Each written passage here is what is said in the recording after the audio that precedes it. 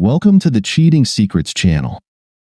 My name is Brace Draper, and I'm 27 years old. I'm married to a beautiful and cheerful woman named Shelley Draper, who is just a year younger than me. We've been married for 5.25 years, so everything is still just beginning. Every marriage has its challenges. I want to tell you about how our marriage almost fell apart. I read an interesting article online about how the new data collected from various scientific satellites in orbit have made us rethink what we know about space. It seemed almost comical to me that we've developed such a perception of things. Books and university lectures are prepared to teach people theories that become truth. Then new information emerges, and we discard that truth and replace it with a new truth. Former experts lose their popularity, and new ones appear. So, I was reading this article and thinking about our amazing universe when my wife, whom I had been married to for over 5 years, walked into the living room and firmly announced that this Friday she was going on a date with a male colleague. It was unexpected, out of character, and completely unlike her. Her body language, hand on her hip and a facial expression that said, "I expect objections, but I've already made up my mind," left me confused. Shelley loves to argue. In my opinion, her logic can sometimes be flawed, but I've often been defeated by her persistence in defending her point of view. She usually doesn't give up until she wins, and she wins quite often. But our arguments have never been about anything as critical or dangerous as this could become. What should I do? She continued, "This doesn't mean that I don't love you, and it shouldn't affect our relationship with each other, but I've discovered that I just want to explore my sexuality, meet new men, and broaden my horizons. I know this might upset you and make you feel hurt, but you need to know that I will always come back to you and remain your wife forever. This won't affect us in any way. We are forever. We are an amazing team, and I believe that, in the long run, this could make us stronger.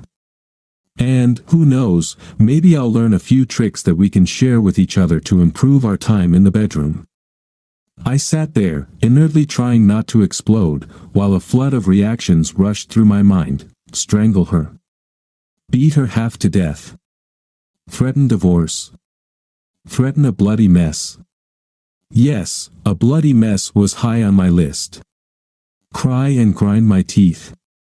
Make her grind her teeth, again, the bloody mess. Just walk away.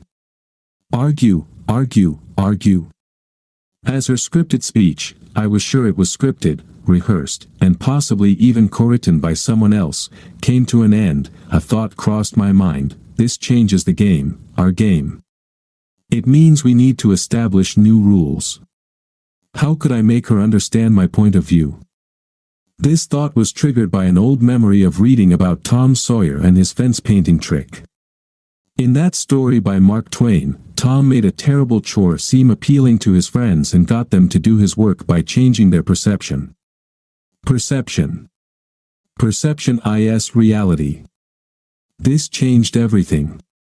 Armed with this new realization, I turned away in deep thought, widened my eyes, and smiled with enthusiastic approval. That's great. Brilliant idea. This Friday, you say? Wow. I never thought of that possibility. All right, let's do it. Shelley seemed slightly taken aback by my agreement and furrowed her brow a little, surprised by my reaction. She collected herself and mumbled, "Oh, cool. I'm glad you agree. This went better than I expected. I thought you'd get angry. Well, I guess we're okay." A smile appeared on her face, but she still looked a bit puzzled that I stood up, took her hands, smiled widely, and looked into her eyes. "No, this is great news. I'm excited and relieved. There's this sweet girl I've run into a few times at the gym, and she's made it clear that she really likes me. I gently turned her down, saying I'm married and not looking to cheat on my wife, but this just opens the door to all kinds of possibilities. I can't wait to talk to her and let her know that we're open to having fun." Thank you, thank you. I almost burst out laughing at the shocked expression and the sudden loss of color from Shelley's face. I headed to the kitchen, trying to hide my smirk, and said over my shoulder, "I'll grab some mineral water." "You don't want anything?" No, thanks," came the raspy reply. Her voice carried uncertainty and confusion. "And this is much better than beating her half to death, plus I won't even get jail time." I stood in front of the wall calendar and, as if in a theatrical whisper, I voiced the plan. "So, let's see, tomorrow is Wednesday, and she usually comes early on Wednesdays. I'll have to head to the gym a bit earlier to make sure I talk to her first thing. I hope she's still into me and hasn't moved on to someone else. Let's check if she's free this Friday. Damn. I hope she is. This could be so sexy. I love her voluptuous chest. I'm going to have sex with her until we pass out. Yeah, this is just too good. I need to pack my gym gear and throw it in the car. Probably should use some nice aftershave to turn her on. Friday, baby. You and me. Oh, yeah." I drank my mineral water and stared at the calendar, but in reality, I was paying more attention to Shelley out of the corner of my eye, watching her frown at me. "What? Not part of the plan, huh, sweetheart?" She didn't say a word, but her breathing and demeanor showed she was unhappy. This wasn't in her script. Good. I returned to the couch and pretended to continue reading the article, but I couldn't focus on a single line. I was more focused on Shelley, without directly looking at her, and her obvious discomfort. I hoped she was thinking about what to say. I'm sure the arguments she expected to hear from me were running through her head like words she could use against me. But how could she say them without coming across as a complete hypocrite? Let her struggle with that, for heaven's sake. After a while, she sighed heavily and said, "I'm tired, I think I'll go to bed. Will you be coming up soon, Brace?" "Yes. I think I'll finish this article in about half an hour and come up. Good night, Shelley." She gave me a quick kiss and turned toward the stairs leading to our bedroom. She turned her head back to me and said, "I love you, Brace." There was a lot of strong emotion in those words. I felt deep pain, disappointment, and sadness. This was a serious turning point for us, and many of the paths ahead weren't pleasant. Sitting there, I mentally replayed the past couple of weeks. I was inclined to take Shelley at her word and had probably let a lot of things slide without raising any suspicion. I think it's time to start being suspicious. Analyzing the situation, I couldn't find a single clear piece of evidence that she was cheating, except... Wait a minute. Phone calls and texts. A few recent phone calls were made in whispers and in secluded corners of our house.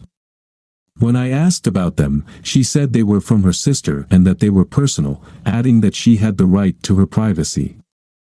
I didn't question it, but it was unusual.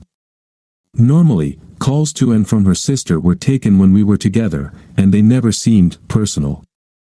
Afterward, she would often tell me about them, sharing family news and silly incidents that made both of us laugh. No secrets until the past couple of weeks. Text messages. It seemed like she started receiving more texts lately, ones that made her smile or even quietly giggle. It's time to do a little investigation. While Shelley was getting ready for bed in the bathroom, I went over to the computer and checked the call logs from our mobile phone. Over the past 2 weeks, I noted 4 calls and 6 text messages that came to her phone from an unknown number during the evening hours. Just to be sure, I searched my contacts for her sister's number and confirmed that it wasn't her cell. I wrote down this unfamiliar number and, on a sudden impulse, tried to find it online. The number was linked to someone named Jason Maston, and the brief information provided included his address. He lives in our city. I noted down his address, then logged into the website of Shelley's employer and accessed her account. Shelley works as the head of human resources at Maple Brothers Engineering and Design. Her primary responsibilities involve time management, tracking vacations, sick days, leave, and so on. She has access to the company's employee database, and I had helped her run specialized searches before when she needed to find a phone number or email address. It only took me a second to find out that old Jason had been working at Maple for just 7 months. That was all I needed to know. He had been calling and texting my wife, and he was definitely not her sister. Now, the future of our marriage was on thin ice, and if I found out she had already cheated on me with him, we would truly be over. I logged into her email account. The fact that her password hadn't changed gave me a small sense of relief. There were no emails from Jason, but when I searched for his name in the email texts, several mentions came up.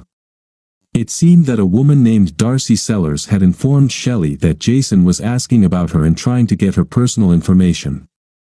Darcy had told Shelley that Jason thought my wife was sexy and wanted to sleep with her. Darcy thought Jason was attractive and encouraged Shelley to play with him. The emails back and forth were full of comments about flirting, and Darcy kept pushing Shelley to take it to the inevitable conclusion. Shelley claimed she hadn't agreed to sleep with him yet, but Darcy kept urging her to go for it. This weekend was supposed to be their first date to see where things would lead. Damn that I wandered around aimlessly, gathering my gym clothes, making enough noise to make it clear what I was doing, and packed them into the car for tomorrow. I planned to go to the gym, but more for show than anything else. I got ready for bed and had a restless night, thinking about our future. The next morning, on Wednesday, I got up early and, humming as if in a good mood, cheerfully headed to the gym. Let her wonder what I'm up to. I worked out at the gym, not really talking to anyone, and then went to work as usual. I tried unsuccessfully not to think about what to do next at home, but I managed to work effectively and earned my paycheck. At the end of the day, I headed home, still without a clear idea of what my next steps would be or where Shelley and I stood. I arrived home from work and pulled into our garage. Shelley's car was already there, and when I placed my hand on the hood, I found it was still fairly warm, so she had arrived not long before me. I paused at the door to the kitchen, took a deep breath, and prepared to continue playing my new role. Opening the door, I smiled and greeted my wife with, "Hi, baby," and headed toward the bedroom, taking off my tie and jacket as I walked. Climbing the stairs, I said over my shoulder, "Tell me, Shelley, can we talk a bit about this weekend? I think we should set some ground rules for the future, so we're on the same page." Shelley responded, "Yes, I think we should talk. I've already ordered Chinese food for delivery. I hope that's okay with you." Her voice trembled, as if she was off balance. The evening promised to be interesting, spiced with tense moments. I could already feel the tension, both mine and hers. When I returned to the kitchen, now in jeans and a t-shirt, I noticed the food had already arrived, and we started filling our plates from the small cardboard containers. As we worked, I began. "Since you've had time to think and plan for this weekend, and I just learned about our new relationship model, I've made a few notes and even put together a flowchart." I smirked. "Yes, you can take the boy out of programming, but you can't take programming out of the boy. To make sure we don't end up getting on each other's nerves or wanting to kill each other, I've written down a few rules that I'd like to discuss with you, work through, and reach a mutual agreement on. I'm just certain this is the most reasonable approach. I don't want our extramarital activities to destroy us." Shelley gasped sharply, and I noticed her wide-eyed look, which I ignored. "Yes, we can talk about it," her voice trailed off. "Let me understand what you mean." "Well, for example, and I'm sure this is important, no games here, in our house. I just think we should mutually respect that this is our space and only our space. Secondly, no disrespect toward each other when we're sleeping with our sex partners," she gasped again. "That's just rude and will harm us in the long run. Third, our shared activities or plans come first. We shouldn't cancel or disrupt our plans just to accommodate a lover. And no deceit. We're partners, and lies and dishonesty will ultimately destroy us. These are just some of the thoughts that came to mind, so I'd like us to mutually agree on some boundaries, like reasonable adults. What do you think? We were already sitting at the table, and Shelley nearly choked on her food. It seemed like reality was becoming hard to digest. Good. I have doubts about all of this. I don't know. It's all getting too complicated, Shelley said quietly, staring down at her plate. At that moment, my phone rang, and I looked at the screen, raising my eyebrows in feigned recognition. Hold that thought. I need to take this call. I'll be right back. I quickly walked into our small office, closed the door so no one could overhear me, set my phone to record, and answered the call in a low voice. Hello. The caller spoke with a strong accent from the Indian subcontinent. Hello, Mr. Draper, this is the IRS, and we've found that you owe us $1,326 in unpaid taxes from 2021. Hi, I'm so glad you called. Yes, I'm really excited about Friday night. What time works for you? I glanced at the light coming from under the door and noticed two shadows, the size of small feet. Shelley was listening. What Friday are you talking about? This is serious. You owe us $1,326, and if we don't receive payment immediately, we will send the police to arrest you. Great, that works for me too. I'll pick you up from your apartment and take you to a nice restaurant for dinner, and then we can head back to your place for the rest of the night. What kind of food do you like? I'm so glad you're still interested in being my sex partner. You really turn me on.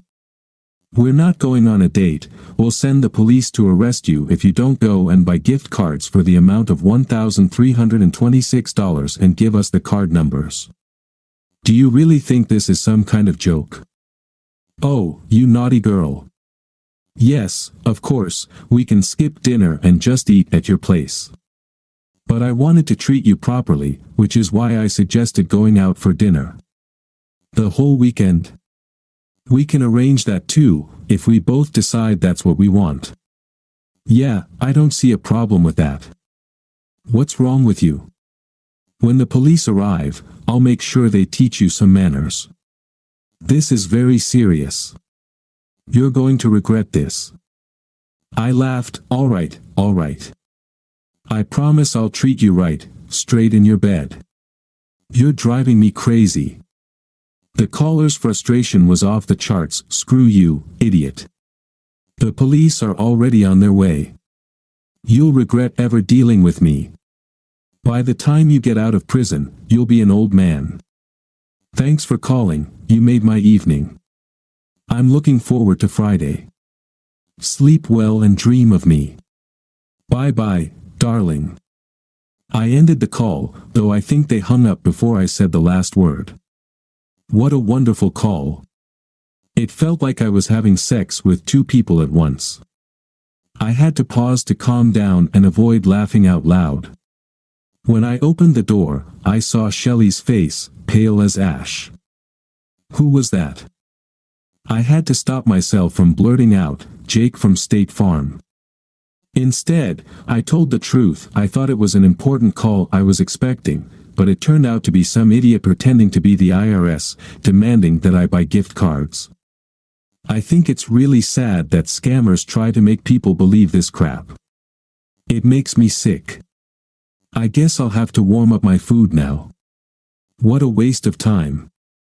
Shelley gave me a suspicious look as I walked past her toward the kitchen. For added effect, I started whistling a cheerful tune. When I returned to the table, Shelley looked at me with disgust and muttered. That didn't sound like a call from a scammer. Oh, so you were eavesdropping? What happened to the privacy lectures you gave me after those recent calls from your sister when I asked about them? And yes, I used air quotes when I said sister. We sat in silence for a while eating, until Shelley put down her fork and said firmly, "I don't want you going on a date with your friend this weekend." She looked at me with fire in her eyes. I looked up at her and calmly replied, "And what do you expect me to do while you're on your date? Stay home and knit?" My expression turned into a hard sneer, and my voice boomed, "Listen to me very carefully. I have options too. If you want to change the rules of our marriage, you'd better believe I can and will play as well. We're in an equal partnership. If you want to treat me like a fool and run around with someone else, then let's end this marriage, and you can find some poor idiot who will put up with it. I won't." Shelley angrily frowned, pushed away from the table, and hissed, "God. Why can't you be like Tony Sellers and just accept that your wife wants to have a little fun? Tony lets Darcy have her flings. Well, maybe you should have married Tony Sellers." Shelley stormed off to our bedroom and locked herself inside. I sat there and kept eating, but the orange chicken suddenly lost all its flavor. I packed up the remaining food and put it in the fridge. I thought about bursting into the bedroom and causing a scene, but decided it was still too early, and maybe Shelley just needed some time to feel the burn. I had made my position clear, now it was up to her to decide what she really wanted. My stomach rumbled as I sat on the couch and thought. This was definitely a turning point in our marriage. I hoped that my response to her announcement yesterday would help her realize how hurtful it was and make her feel all the emotions I had felt. I guess we'll see. I started thinking about what I really wanted in the end. I liked this crazy lady, and I was becoming more convinced that she had been fed bad fantasies and advice from that character, Darcy. The new guy who's been giving her flirty looks and flattering her could be causing her to lose focus on our relationship. I've had some cuties give me flirty looks and try to flirt with me. I mean, I'm not a young Antonio Banderas, but I'm no fool either. So, I know how it can make someone's head spin. If she keeps going down this path, we're done, but I was really hoping that my attempt at playing out the drama had opened her eyes to the other side of the coin. I decided to take some action.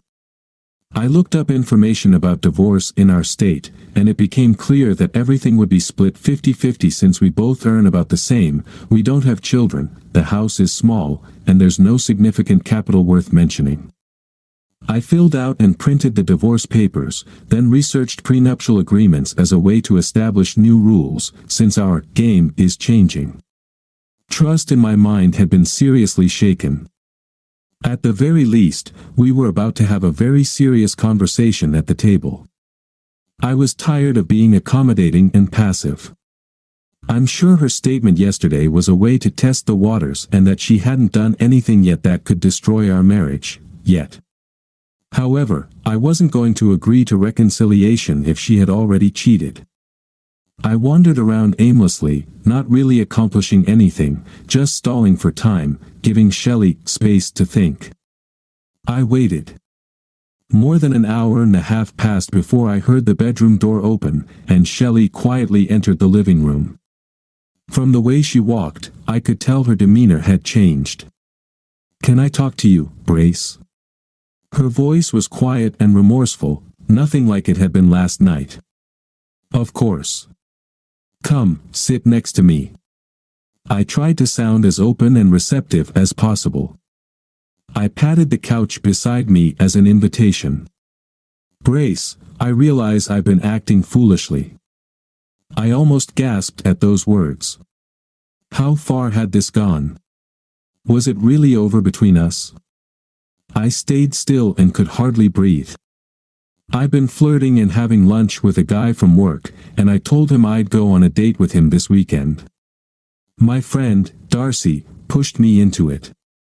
She's been having affairs with guys for years, even though she's married, and she always brags about how much fun it is. Her husband knows everything and lets her do it. All of it. Darcy coached me on how to approach you. I planned an entire speech and even prepared responses to the arguments you might bring up, to convince you to let me do something very selfish. I'm sorry. I was shocked when you were happy and immediately agreed. I was even more shocked when I found out you had someone waiting to take my place. I was crushed. But how could I argue with that? You hurt me. I went to bed, but I couldn't sleep, thinking about how cruel that was of you, and at some point during the night, I realized that's exactly what I had done to you. You didn't pretend to be hurt, but I saw and felt your point of view. You were just flipping the situation on its head. And I felt the full weight of it. She gave a silly smirk and said, "You really hit me hard. Jerk." Then she continued, "Today, I replayed everything in my head and almost convinced myself that you made it all up, until that phone call came. Could you really have done that? When I tried to pull myself together, you hit me again with that conversation, and I realized we were on the brink of disaster. I feel like a complete idiot. I married you for many reasons, and every day you live up to my expectations. I was pleased with myself because someone else was complimenting me and playing along with me. It felt like I was back in school, being courted. It was exciting, and I felt completely special. And then you showed me that you're special too, and that I could lose you. I can't and don't want to let that happen. I love you and only you. I just canceled my weekend plans and made it clear that it's over with him. We will never go on a date. And just so you know, and I swear on everything I hold sacred, I never had any physical contact with him. I never cheated on you. But I came close, and I know you might have doubts because of my behavior last night and what I said. How can I make you cancel your weekend and come back to me? To me and only me." Tears welled up in her eyes, and I was finally able to breathe. I paused for a moment and realized that we couldn't just go back to 2 days ago. A chasm had opened up between us, one that needed to be crossed. It's going to take work. Can we trust each other again? How can we know what the other person is really planning? Even though you say you canceled the date, how do I know you're not just postponing your meeting with Jason Maston or some other jerk, finding another way in time to carry out your betrayal? Canceling just to make me cancel my plans? How do I know? When trust is broken, can it be rebuilt? Am I going to have to test and question you for the rest of our marriage? I said this in an angry, raised voice, feeling as though I was suffocating from the emotions. She looked shocked and said, "So, you know his name? How? When did you find out? From whom?" I didn't answer her. I just let her reflect on this revelation. When she first sat down, she kept a distance, but now she moved closer to me and hugged me tightly. "I'm sorry. Can we just be ourselves for a while until we figure this out? I don't want to think about it anymore today. This is such heavy stuff," she whispered. "Let's just be together tonight, and we'll come back to it tomorrow. I just want to feel you close to me, to hold on to some hope that you won't push me away. I'm sorry for bringing us to this point. God, I don't want it to end. Please." I leaned back and let her rest against my chest. We breathed together and just held each other in silence. Despite our physical closeness, the chasm between us remained. There was so much to go through, so much to rebuild, if that was even possible. When we finally went to bed, she began kissing and touching me, but the chasm was still there. I drifted off to sleep for a little while and woke up to the sound of her quietly crying and repeating, "Fool. I'm such a damn fool. Darcy, why did I listen to you?" We slept, but the tension was obvious, and I know we both woke up during the night, deeply immersed in our own soup of suffering. The night was long, but Thursday promised to be a tough day of waiting and reflection. We both left for work, agreeing that when we got home, we would have a serious, difficult conversation. We agreed to just eat the leftover Chinese food from the fridge, barely touched from the night before. No wine or beer tonight. This conversation required a very clear mind. And here it was, the moment of reckoning. I placed two documents, the divorce papers and the prenuptial agreement, into folders. One was labeled A and the other B. I laid them face down on the table. Shelley glanced at the folders and then looked at me with a bit of trepidation. I looked directly at her and waited for her to begin. I decided that since she had stirred up this mess, she should be the one to start sorting it out. She began, "Brace, I'm sorry, I deeply regret opening this door, and I just want to close it and lock it forever. Do you think you can just forgive and forget, go back to what we had, and move forward? We all make mistakes, and I know I made a very big one. What do you say?" She smiled hopefully, waiting for my response. No. She looked devastated. I continued, "Shelley, over the past couple of weeks, you've lied to me about calls from your sister, which were actually from a man you planned to cheat on me with. You admitted to flirting, having lunches, and getting closer to someone else, all while keeping it a secret from me. That's unacceptable behavior for someone who claims to love and be faithful to me. You've made me doubt my trust in you. Going forward, I see only two options. Option A," I picked up and handed her the folder, "is an agreement we both adhere to, laying out our understanding of behavior that's acceptable to both sides. It's fairly strict for both of us. If we can't agree, then there's option B, just a divorce. We don't have much, so we can easily split everything 50-50 and go our separate ways." "Divorce?" Shelley squealed. No, you can't be serious. I can't live without you. Forgive me, please forgive me." I waited for her to calm down. "Shelley, I don't want that either, but I'm serious if we can't agree on how to rebuild trust with each other." Shelley whimpered, "What about you? I know you lied to me about that phone call yesterday. It wasn't a scam call." Her eyes narrowed. "You see, trust is hard to rebuild once it's broken. We'll talk about that call in a few minutes, after we reach an agreement, known as Option A. Can we at least agree to work together on drafting an acceptable agreement? I want to emphasize that this agreement is something we both need to adhere to." Shelley took her copy of the agreement and muttered something about how all these formalities were complete nonsense. Wow. This is really strict. The phone must always be on, with the tracking app activated so each of us can see where the other is at all times. Mumbling. If you leave your workplace, send a text to your spouse about where you're going and when you'll be back, and carry your phone with the tracking app on. Be prepared for your spouse to show up at that location without warning to check on you. Damn. If you go anywhere after work or at any other time without your spouse, make sure to say exactly where you're going and always keep your phone on. Alright, I get it. Our leash is very short.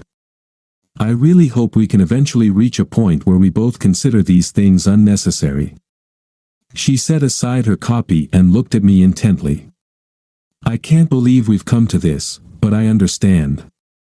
I'm sorry for hurting you and making you not trust me. Basically, I agree with everything, but I want to add a few points.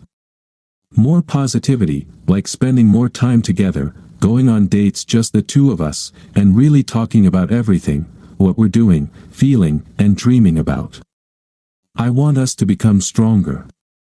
I desperately want us to get through this." I couldn't help but smile and agree. We made a few changes and both signed our new agreement.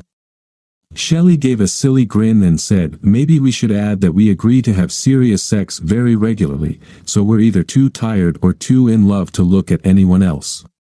We added that as an amendment. I told you she's won a lot of arguments. She stood up from the table, walked over, and sat on my lap. The kisses she gave me were passionate, full of love and hope. "Tell me that we're going to be okay and that you still want me to be your wife." I took her face in my hands and said, "I still, very much, want you to be my wife. I think we'll be okay." I want to hear about that phone call. She stated firmly that I pulled out my phone and played her the recording. Oh my God. You're a sneaky bastard. Remind me never to cross swords with you again. Bastard, she said, playfully punching me, giggling, and hugging me for another kiss. According to our new agreement, serious sex was supposed to happen immediately. Well, that was clearly stated in writing. Several months have passed since that fateful Thursday. We've been getting along well, only occasionally referring to the terms of the agreement, except for the sex, which has been very frequent, and it has actually helped bring us closer. Showing up to a few lunch meetings unannounced and happily greeting my wife, who hugs me tightly and introduces me to everyone, has paid off greatly. We spend much more time together and tell each other everything. Life is good. That we were sitting on the couch discussing plans for the upcoming 3-day weekend when Shelley's phone rang. She frowned and quietly muttered, "I wonder why my boss is calling me so late in the evening."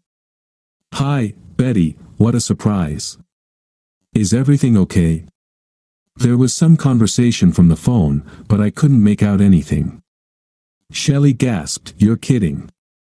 When did this happen?" More mumbling from the phone. "Wow. That's unbelievable. I'll get in touch with my team right away and see you tomorrow at exactly 7 a.m. in the main conference room." "Got it. Good night, Betty." Shelley hung up and sat silently, staring at her phone with a very worried look on her face. "What happened, baby? You look shocked. Are you okay?" Shelley looked at me with the same worried expression and replied, "Tomorrow morning, all HR staff have to attend a meeting to hear about changes in leadership policies that were demanded by the lawyers to reinforce the company's fraternization policy. It seems Darcy was caught in bed at home with Jason Maston. Her husband, Tony, walked in on them, and Jason started mouthing off, insulting Tony and laughing at him. I guess Tony snapped, dragged Jason out of the house by his hair, naked, and began beating him brutally. Jason is in the hospital, and they're not sure if he'll be okay. His face is badly damaged, and he's going to lose at least one eye. Darcy tried to stop Tony, but ended up getting knocked down and lost several teeth in the fight. She's in the hospital too. Tony is in jail." I raised an eyebrow, looking at Shelley. She caught my gaze and raised her hand to stop me. "Don't say it. Please, don't say what you're thinking. I get it." I was about to follow Darcy down that rabbit hole. It seems Tony didn't handle her behavior as well as she thought. Damn it. I couldn't stay quiet. From what I know about Darcy and Tony, they're a bit older than us, and Tony probably stood to lose a lot more in a divorce than we would at this earlier stage of our relationship. Maybe that's why he stayed quiet and let it all happen. I guess he finally reached his breaking point. Shelley just nodded, lightly punched me in the chest, and said, "I asked you not to comment." I laughed at her reaction, but I couldn't help feeling upset that 3 lives were ruined because a couple of selfish jerks wanted to change the rules. I'm glad we're not in the same sinking boat as them. I can only hope that we've both learned from their mistakes. For now, our game has changed, but maybe there will come a time when we can live by the old rules again. Thank you for listening until the end. See you in the next episode of Cheating Secrets. Take care of yourself and your loved ones. Goodbye.